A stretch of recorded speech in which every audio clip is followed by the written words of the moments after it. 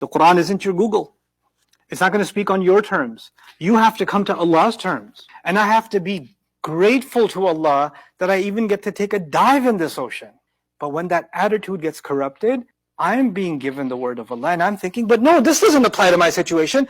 Don't talk about this. Talk about the part that applies to my situation. That will come and that wisdom will open up to you. But Allah doesn't open the doors of His wisdom for those whose hearts have been locked. He says, أَفَلَا يَتَدَبَّرُونَ الْقُرْآنَ أَمْ عَلَى قُلُوبٍ أَقْفَالُهَا. Don't they contemplate the Quran, or their hearts have their own locks on them?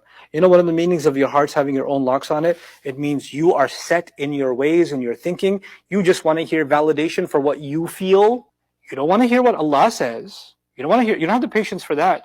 You just want to know what you want to hear. That makes you feel confirmed in what you were thinking all along anyway. Now I have the Quran stamp on top of it too. That's not contemplating the Quran. That's looking for validation for yourself. Because then the word of Allah is not in the highest place. My feelings are higher than the word of Allah.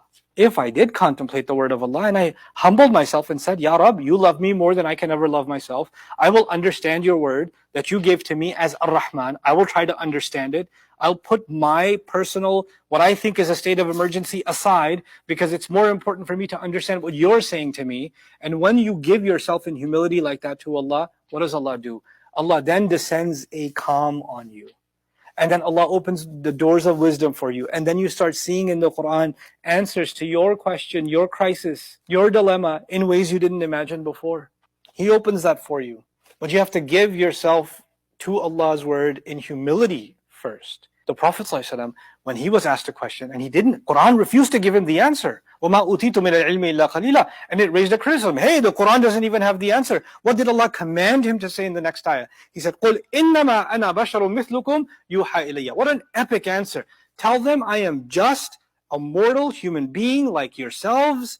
The only difference being, revelation has been given to me. I'm not coming up with the answer to impress you. And if you're not impressed with the lack of answer, that's a you problem. I'm not going to try to cater to you and create a new answer so you can say, finally I got the answer. Now you're good.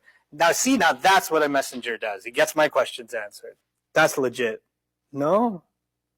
Tell them, I am a slave. I'm a human being just like you. Revelation has been given to me, meaning I don't dictate what the answers are. Allah dictates what the answers are. Allah dictates which questions are worthy of being answered. He does that. I pray that we develop a true sense of humility to Allah's plans and to Allah's words.